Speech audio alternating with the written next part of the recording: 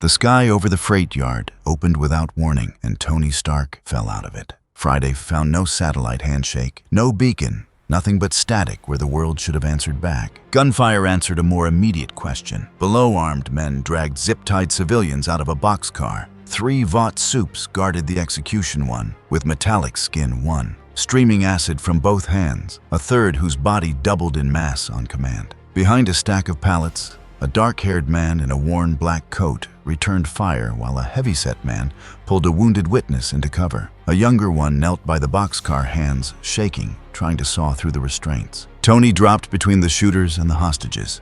Whoever's holding the wire cutters gets one chance to walk. Nobody walked. A rifle round bounced off the faceplate. The metallic soup's haymaker cracked his own knuckles instead. Tony spun him through 2 boxcars and left him unconscious. He pinned the acid spitter's arms before the spray could reach the hostages, locked him down. The third soup kept growing arms reaching for the car full of witnesses. Tony drove the unibeam through him before he got there. The giant stayed down. The other 2 soups, and what was left of the tactical crew, groaned in nanocuffs. Tony hadn't taken a scratch. The man in the black coat crossed the wreckage toward him. Well, that's new. You're not with them. Vought's contractors. Not exactly our Christmas card list. No handshake offered. Butcher, Stark, the younger one, Huey Butcher called him, was already filming the restrained men. They're covering up something called Project Aegis. Friday cracked the dropped laptop before Huey finished the sentence. Compound vibe trials on minors' neural implants, a funding trail to a name. Flagged Red Victoria Newman. I'm listening, Tony said. But nobody points me at a target without proof, and nobody touches the suit. Butcher's mouth twitched. Didn't peg you for a team player. I'm not. At the Brooklyn safe house, a silent woman watched him from beside a wiry man, tinkering with wires Kimiko Frenchie Butcher supplied without looking up.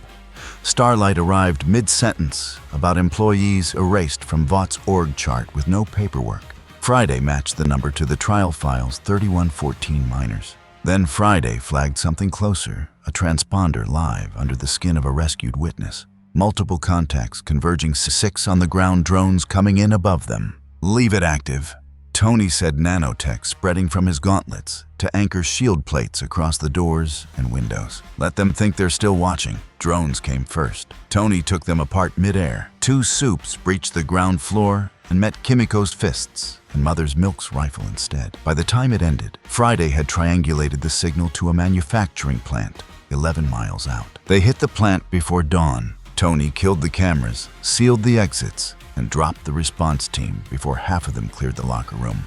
Kimiko tore through the security line on the factory floor. Butcher dragged the plant manager out from behind a reinforced office door. Huey copied the production records, while Tony found what he actually wanted, a synthesis line he could retool to replenish expended nanotech. Across the river, Homelander watched the freight yard footage a 4th time. 3 company assets down in under 2 minutes. A man in red and gold, unbothered, walking away. He didn't ask who Stark was or what Aegis had exposed. Why are they all looking at him? Vought called Tony a foreign weapon before noon. He didn't argue with the television. He sat in the retooled plant while Friday pulled financial records and every call Victoria Newman's office had made to bury an investigation. Homelander didn't wait for a press release. He landed in an evacuation zone in Manhattan, cameras rolling, and called Tony out by name. Tony cleared the last block of civilians first, then came down into pavement already swept empty. Homelander struck with a beam of heat. The armor split it across 2 shields and vented the overflow skyward. He came in fast after that, a swing Tony ducked, catching the arm and driving him through the far end of the square. You're cheating, Homelander said, back on his feet. That suit's doing the work for you. It's doing what I built it to do. Output throttled low. Tony held position. Winning. 6 more hits landed, fists heat at close range, an attempt to drive him into a parking structure. Friday's damage report didn't move. Tony took an opening, put a reduced blast through his shoulder, and locked his wrist. Homelander looked past him and fired not at Tony, at a transport chopper spiraling toward the block he'd sworn was empty. Tony broke the hold to catch it one-handed. By the time he turned back, Homelander was gone, leaving a tracking filament threaded into his cape. The signal held 11 minutes before Vought destroyed it inside a military hospital 40 miles out. 11 minutes was enough. Tony went in below the listed basement with Starlight, Kimiko, and Frenchie. What they found wasn't new technology, it was cruder and worse. Implanted charges, pain collars, compliance chips wired into altered bodies. An alarm turned the lights red. Every restrained subject came online at once. One tried to strip nanotech off Tony's arm. He reshaped it into a cuff and put him down. Another rigged to detonate was shoved at Starlight. Tony sealed a containment shell and absorbed the blast. A third came at Kimiko, with bone spurs tearing his own forearms. She held him still long enough for Tony to cut the collar's leads. Vought's security fired into the corridor at their own subjects, as much as the intruders. Tony stopped pulling punches with them. They pulled 14 survivors out and copied Aegis's servers. Newman's name threaded through half of it, a contingency called Black Containment, and a stadium currently holding witnesses under protective custody. Tony read the address twice. They're going to hit it before we can use what we just took. Friday was already pulling blueprints. Vought didn't build a new team. Homelander just made the ones he already had move. A-Train got Huey, the Deep got the harbor, Black Noir got the data, Victoria got whoever stood still long enough. Tony had the layout before any of them arrived. Sensors under the field evacuation lines mapped Mother's Milk running the exits. A-Train came in fast, a blur aimed straight at Huey. Tony didn't chase him. The floor sensors tracked pressure shifts. Friday called the vector half a second ahead. A wall of nanotech rose where A-Train's stride was about to land. He hit it at full speed, leg snapping, momentum gone. Tony caught the heart rate spike before it became a stroke and pulled back instead of finishing him. The Deep called something up from the harbor to tear through the evacuation route. Tony hit the water with a sonic pulse that scattered the animals without hurting them, then pulled the Deep out of the surf and put him through the side of an ambulance. He didn't need more than that. Black Noir came through the service tunnels in smoke blades first.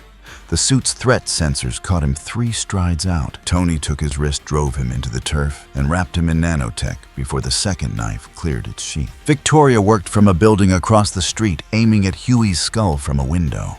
Friday flagged the pressure spike in his bloodstream before it became fatal. A shield closed around Huey's head and chest. Smoke rolled out to blind the window, and a section of armor peeled away, flew the gap, and sealed her inside a room with no way out. She'd talk later. For now, she was contained. Homelander waited until the crowd was still moving before he attacked, forcing Tony into a fight that kept dragging toward the exits. Tony refused the bait, repositioning every time, pushing him back toward open field instead. When Mother's Milk confirmed the last civilian clear, Tony stopped holding back and put Homelander through the stadium roof in front of every camera still running. Vought detonated the load-bearing charges anyway. The roof came down toward the people still outside. Tony redirected every shield he had into holding the structure, instead of chasing Homelander, who used the opening to run. Not before Tony planted a second tracker on him mid-grapple. A-Train pulled from the wreckage said Homelander had threatened his brother to get him here.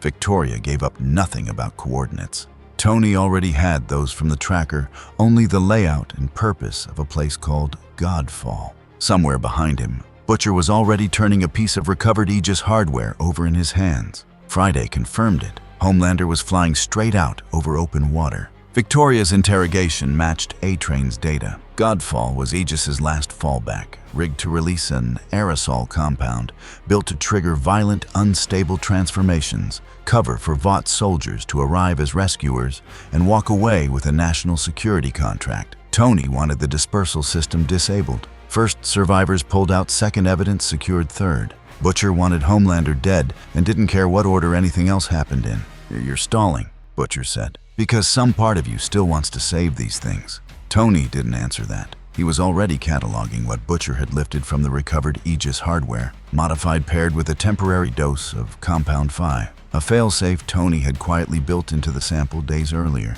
It wouldn't stop Butcher from using it. It would only let Tony shut it down after. Butcher used it anyway. His bones shifted wrong. Metal broke through skin at the wrist. Heat surged and cut out in the same breath. He ran for an abandoned power plant away from Huey, away from anyone he might hit in the dark. Tony found him by the same device that had done the damage. Butcher swung with everything the serum gave him. Tony absorbed the heat burst on a shield, avoided the wild hits, and locked both arms down. Friday read his heart rate climbing past the point of survival. Tony held him still with looped filament, ran a precision current through the failing implant, and injected the stabilizer Friday had synthesized on the way over. Butcher lived. "You became exactly what you spend your life hunting," Tony said. Butcher didn't apologize. He didn't need to. He accepted that Tony would run point at Godfall not out of loyalty, but because nobody else could handle Homelander, Aegis, and a gas system at the same time. He kept his own plans quiet. Tony already knew that. Back at the plant, Mark 85 came back to full charge, while assignments split Tony on defenses and the strongest hostiles, Mother's Milk, on evacuation. Starlight on Power, Huey on the evidence feed, Frenchie on the gas system, Kimiko on the prisoners, Butcher hunting Vought's remaining leadership. The tracker confirmed Homelander had already reached Godfall. He'd killed an officer who refused to authorize the release. Tony closed the faceplate. Godfall was a converted oil platform, bristling with anti-air batteries, fighter escorts, and dozens of altered bodies wired to obey. Tony went in from above,